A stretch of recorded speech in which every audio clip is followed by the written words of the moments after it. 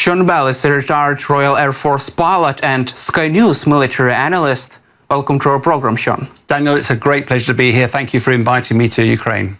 Ukrainian drones have knocked out nearly 40% of Russia's oil refining capacity. This is a new high record in modern history of Russia, according to recent estimates reported by the Moscow Times. Don't you think that this is too much even for Russia's so-called wartime economy and Russian dictator Putin?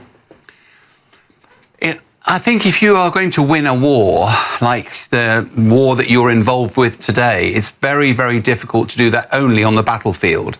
I think one of the things that Ukraine has done very well is recognize that Russia has to finance the war, and it has great oil and gas reserves, but by striking those, it's stopping Russia earning the revenues required in order to fund the war. What I'm not sure about is there are different numbers being talked about. 40% is a lot of the oil and gas. And sometimes if you watch the videos of when Ukraine has successfully struck the site, not all of the site has exploded. A small part sometimes has. And it's very difficult sometimes that I think the statistics look at the whole site rather than individual. But if you look at this from a grand macroeconomic perspective, there's no doubt Russia is feeling the pain of these strikes. And there's lots of evidence that even Muscovites are limited about the amount of petrol and gas they can buy now. They need to have a voucher for it. The pain is being felt by Russia. Do you feel that this is sustainable for Vladimir Putin's grip on power? Because as you just mentioned, people in Russia really feel this results of Russia's full-scale invasion of Ukraine. And second question would be, don't you think that this is Ukraine's one of the biggest achievements in this deep battle against Russia? Putin can't handle it, he can stop it, and Ukraine continues to strike deep inside Russia on Russia's oil refining capacity. I do agree that it's been a great success for Ukraine. The question I have as a military person is that where is the vital ground in this battle? The vital ground is on the front lines, and Ukraine is doing an exceptionally good job of slowing down the Russian attack. But Russia is still moving forward. Now, Russia might have expected at the start of this year that they were going to make great inroads into Ukraine. Ukraine has been very effective at slowing Russia down. They haven't taken as much territory, and Russia has paid a dreadful price for the advances they've made. But this war, I think, will continue until President Putin has achieved his objectives on the battlefield. And some of the estimates suggest that may be years, not months, before he achieves that. So your question is whether the Russian economy will still support the war. I think ever since you and I started talking about the war, there's been suggestions the Russian economy is on the brink of collapse. It hasn't been. It is still selling its oil and gas around the world. But I do think this has been a very successful episode for Ukraine in these attacks. You just mentioned about Vladimir Putin. Let's cover his current strategy and behavior. Don't you think that he feels humiliated by these new attacks on Russia's energy grip on oil refining capacity? Well, when you and I have had talks before, I do understand why Ukraine is looking for the bright things, the potential ways that Ukraine is making progress.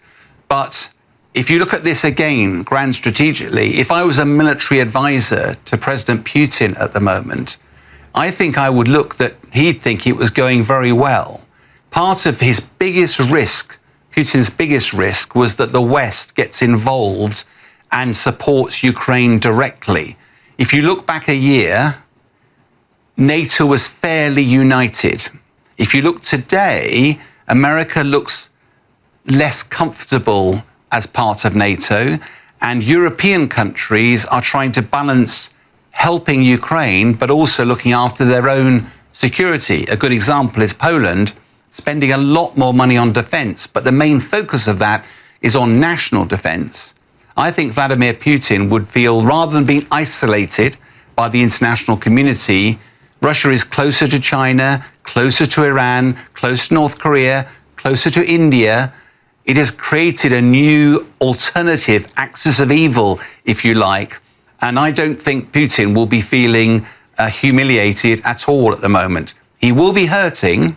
And I think if that pain can continue to increase, you never know when he will want to stop. But I don't think he's close to wanting to stop just yet. Also, Russian dictator Vladimir Putin recently ordered conscription of 135,000 men, and this is the largest conscription drive in 9 years. What does this mean for Putin's war machine, and what could this indicate? Yes, I mean, it does indicate Russia is hurting for manpower. You will remember over the course of the war, Russia used the Wagner Group, which are mercenaries, to fight. It also went into its prisons and used a load of prisoners. It also used North Korean troops to fight, and some reports that Chinese troops. But as you know, Russia is a very big country. It's 4 times the size of population of Ukraine. And although Putin will be protecting the Muscovites, those people who live in Moscow, people who live elsewhere in Russia, they don't necessarily have good communications. They don't know the huge scale of these numbers that you are using now. And I think so far President Putin has got away with continuing to do conscription. His very positive message to Russians is this is a righteous war that Russia is being forced to fight. There's not much evidence at the moment that the Russian population is starting to turn, because that will be a very dangerous sign for Vladimir Putin. I would like also to hear your take on recent statements by Richard Moore, head of the British MI6 intelligence agency. Quote, Putin lies. He lies to the world, he lies to his people, he even lies to himself. But we should not believe him or credit him with strengths he does not have. What is your reaction to this interesting take? I think he's absolutely right. I think what's very scary is Putin has a very tight control of communication in Russia. He tells the Russian people what he wants them to believe. And there are many Russians that I have worked with in the West who find it very difficult now, because they are falling out with their families back in Russia, because their Russian families believe a completely different story than we are seeing in the West. And I think that control is a very, very difficult mechanism. But I think also, if you remember the Alaska summit, a lot of the news saw that as a great opportunity. But as a military guy, I watched President Putin being welcomed with applause by President Trump, red carpet. And I think we are very confused at the moment about what America's position is, because that didn't feel like the way you would welcome a leader that has invaded a European country, has been responsible for such a dreadful war, devastating communities, killing up to 1 million people. So I think the West is a bit confused about its narrative as well at the moment. You just mentioned about this Alaska summit. Putin has been emboldened by this summit, but recently US President Donald Trump said that Ukraine could retake all territories taken by the Russian side. What is your view on this possible U-turn of US President Trump?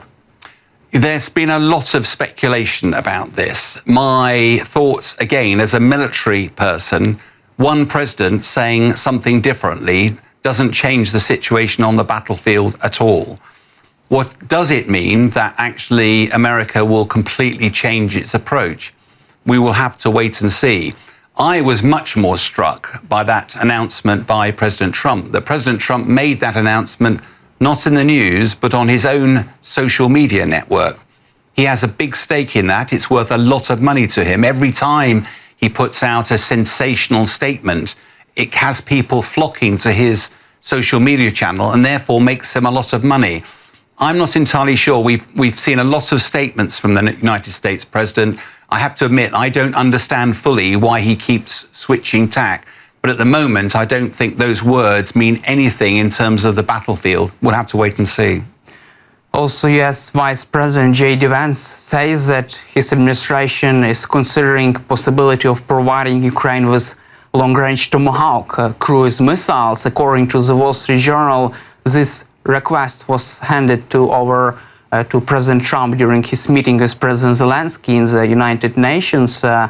What is your opinion on that? Is it achievable task for Ukraine to use these missiles against Russia? Do you see this as a military plan or just bargaining chip for negotiations with Putin? And third question would be, what is your take of the possible effects of this missile could also take on the Russian side, on Russian economy? There's a lot of questions in there. What I will try to do is break it up. I think we talked about the strategy of Ukraine of attacking Russia's energy infrastructure. Anything that can be done to put pressure on that, I think, is a good thing. Tomahawk cruise missiles are very capable, very accurate. They're stealthy, they're fast, not easy to shoot down. But there also are not that many of them, and it's very unclear at the moment as to how many restrictions that America would put on their use. So I'm not sure it would make a huge difference. What I do think has made a difference is that the United Kingdom provided Ukraine with Storm Shadow missiles that were very effective at doing some strikes against the Russian Navy infrastructure and lots of other key targets. But the key has been that Ukraine has been developing its own long-range strike capability. The Flamingo missile, very capable long-range missile being produced in numbers. President Zelenskyy is saying he was going to produce 1 million drones, and some of those are long-range. What the West is doing is providing the pieces of those. Here's a seeker head, here's the explosive, here's the guidance section. Bolt them all together.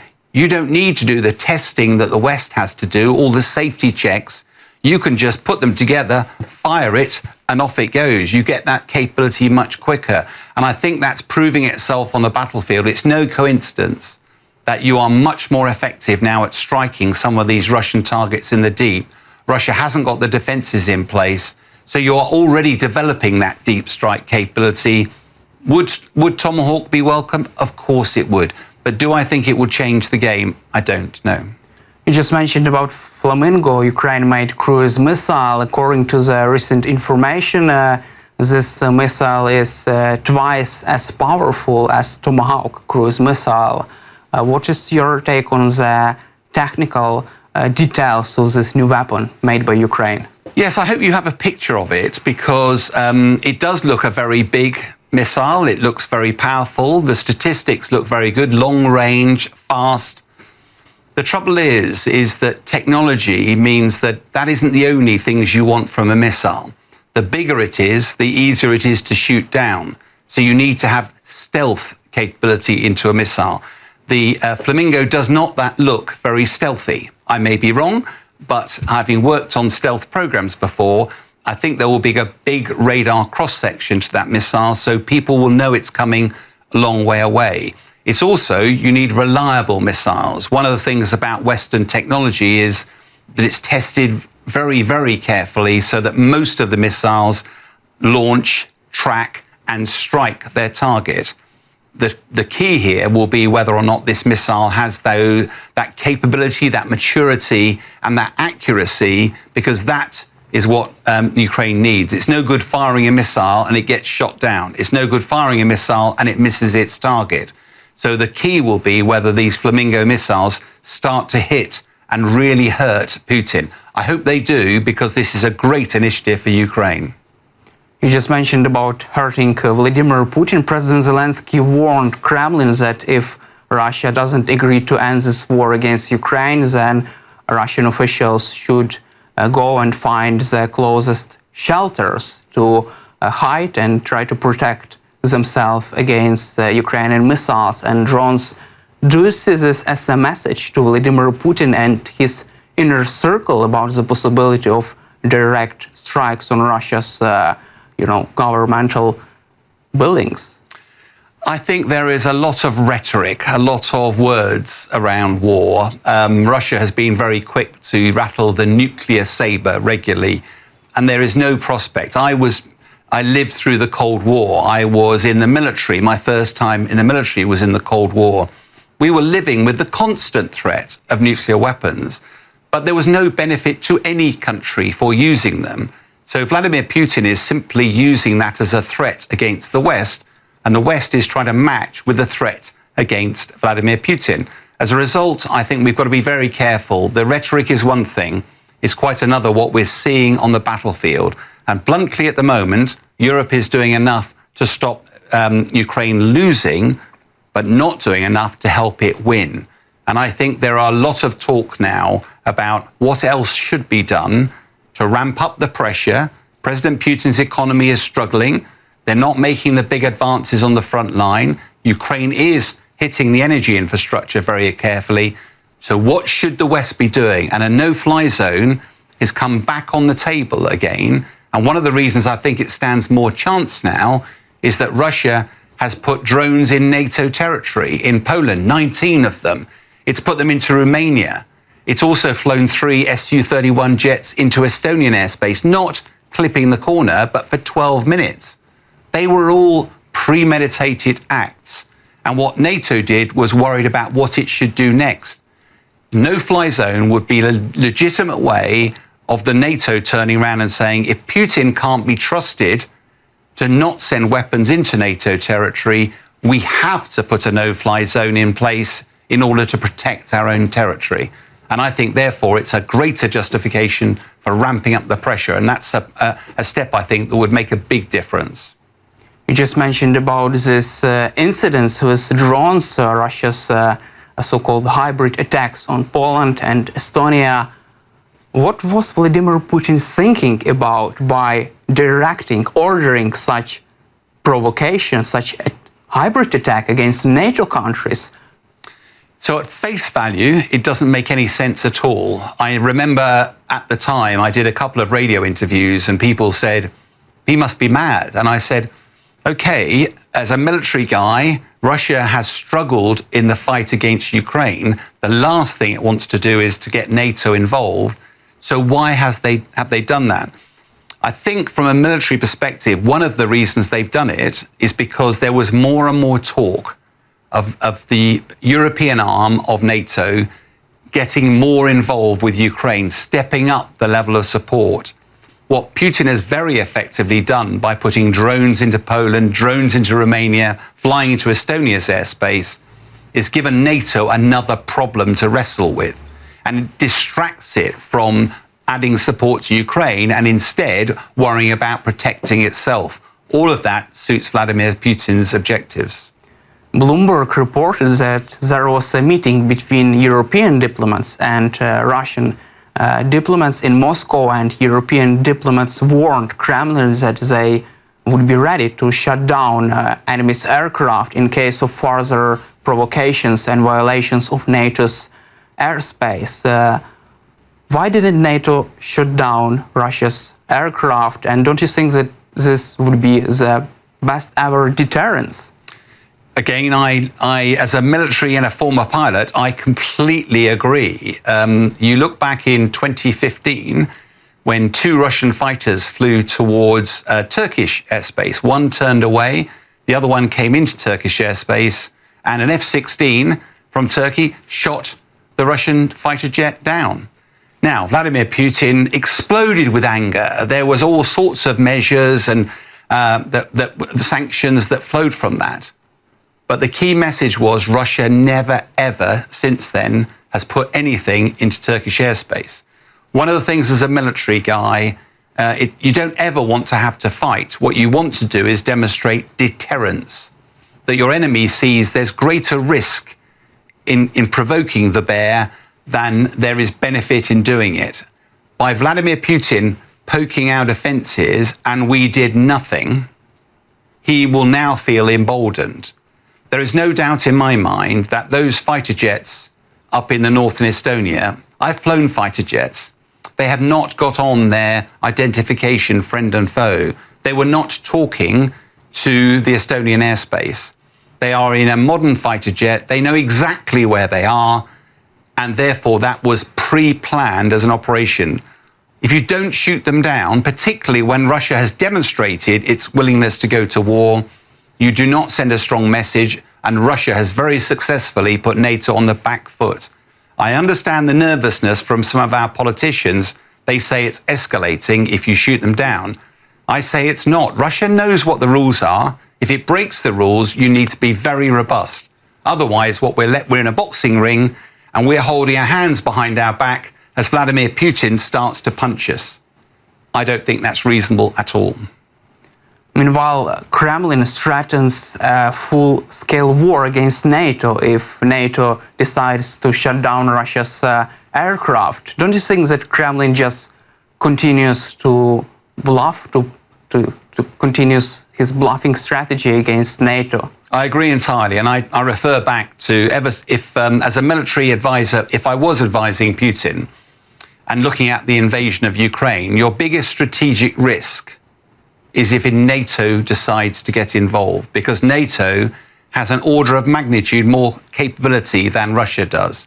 Russia has struggled against Ukraine, which had older Soviet equipment, but has only prevailed because of the bravery, the courage, the sacrifice of your brave soldiers. Last thing Russia wants to do is to get NATO involved. So by threatening it, whether it's nuclear or whether it's if you get involved, but we've seen no evidence whatsoever that Russia would have any benefit in getting involved militarily. What you have to conclude is that Putin's approach so far has been effective at scaring NATO, has been effective at scaring European countries, and that's not healthy because Putin will continue to test NATO until we start standing up to him robustly. How far we are to a no-fly zone over Ukraine? Do you feel that this is just discussions in Western capitals or a serious plan to also to help Ukraine to have upper hand during negotiations with the Russian side? The no-fly zone, I think you and I have talked about that before. It sounds simple. The key to a no-fly zone is the rules of engagement, because if a Russian aircraft stays outside the no-fly zone, but uses its radar to light up a NATO aircraft in the no-fly zone and then fires a missile, what do you do?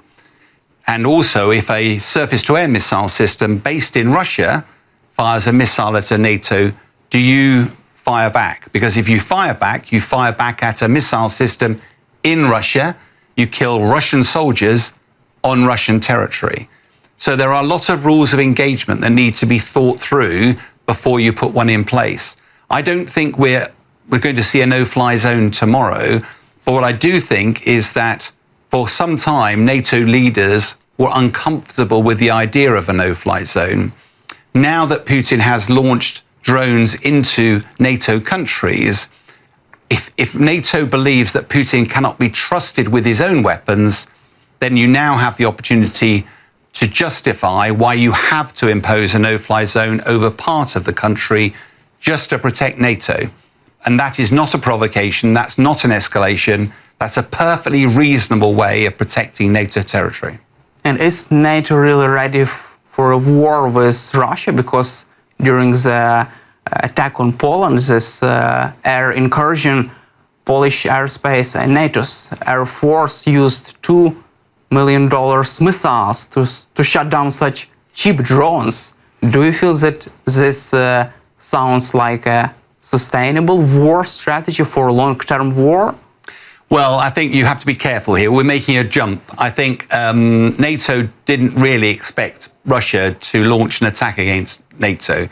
And if it wanted to do a proper attack against NATO, it wouldn't be sending cheap drones across that are not going to do any real damage. It would have sent one of its hypersonic missiles, its Kinzhal missiles, or done a targeted strike. When they were doing reports of those drones, you could make the argument that they were a mistake. Russia is launching up to 1,000 drones a day at Ukraine, so it's less than, it's 1 to 2% of those that go wrong. When I was in the military and we were dropping weapons, up to 10% of them didn't work properly.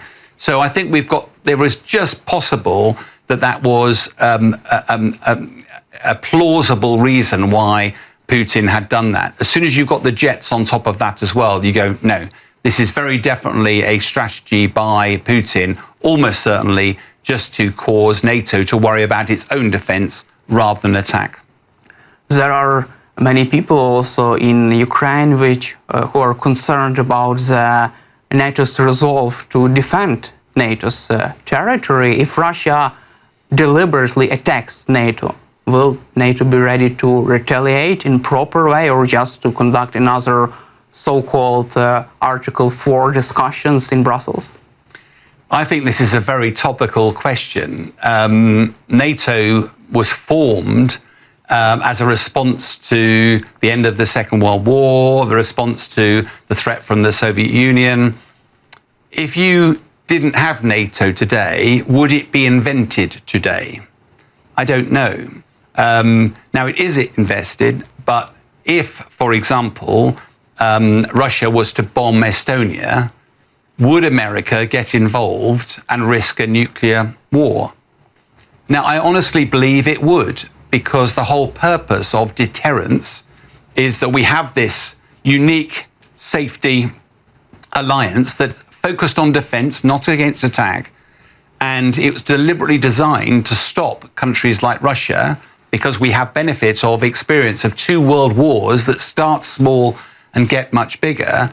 How do you make sure we have collective defense? That's our strength.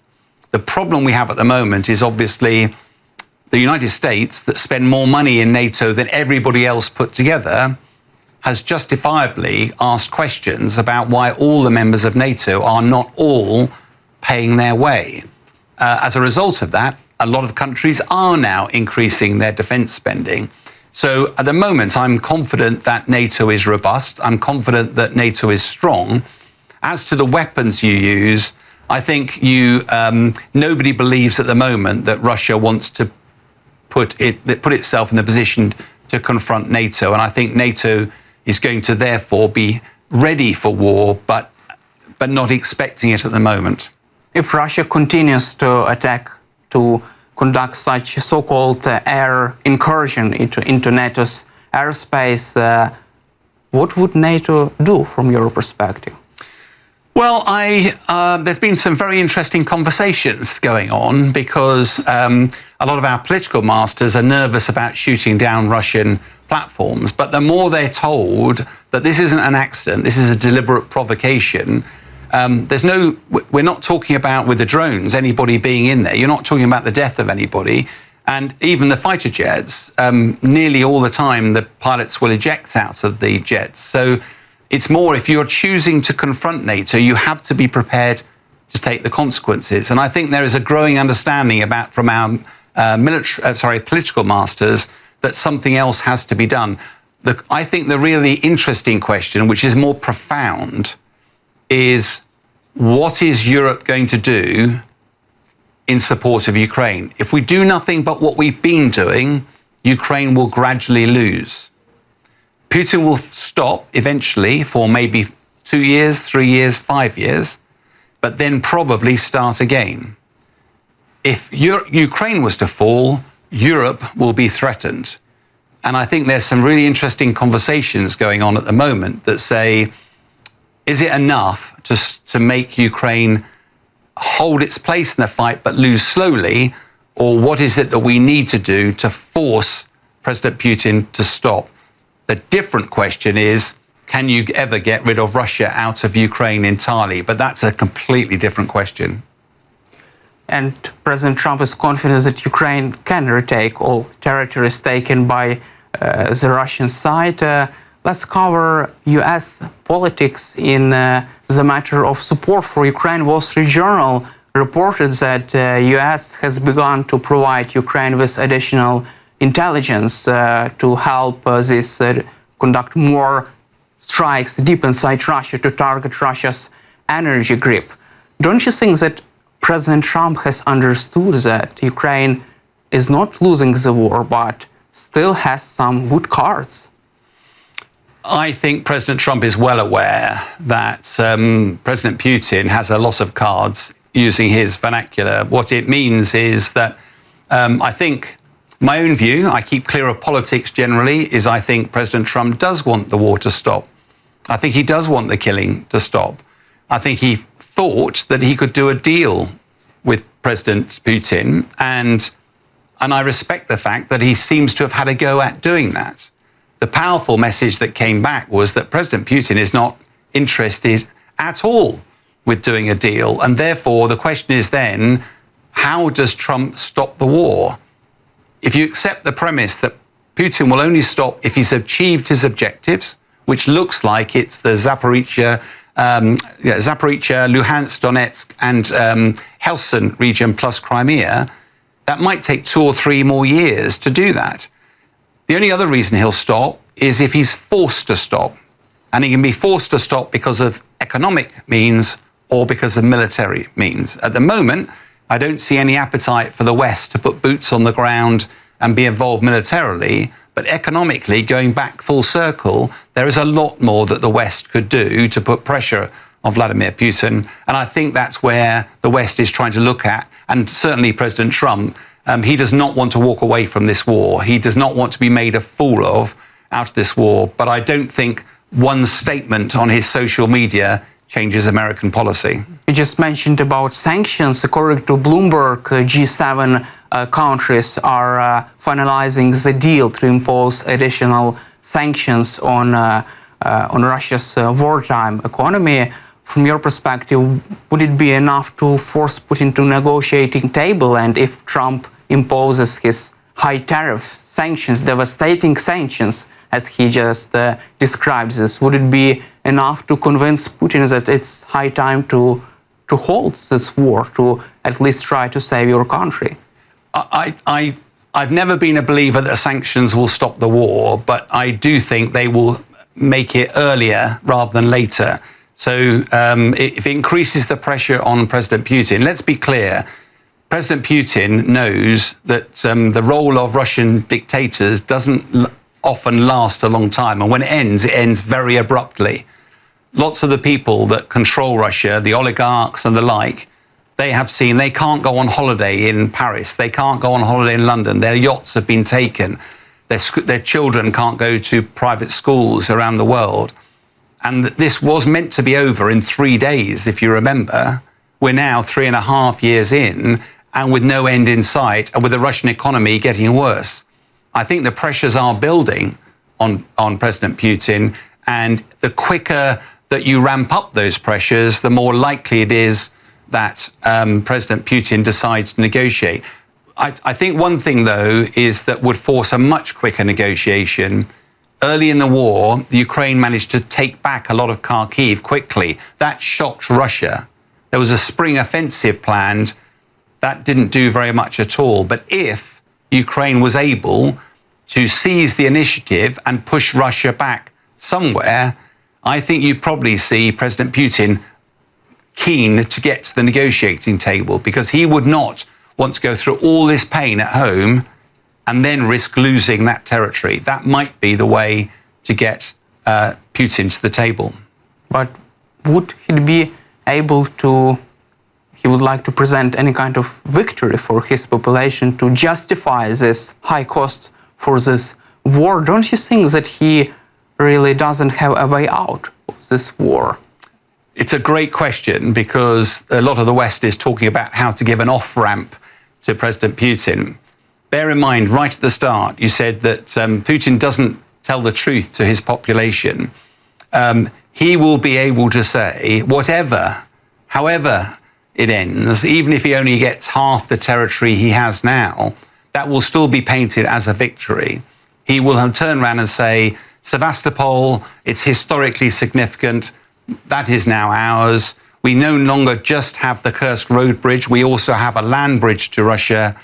And therefore, he's secured the future of Crimea. He will paint that as a victory. Remember, one of the objectives was to make Russia great again. And all of a sudden, from being a small country, it is now on the global stage. And it's also got new friendships with China, India, loads of other countries. I think Putin will paint this as a victory. The West will see it as a humiliating failure. But that's not the way the Russian people will see it.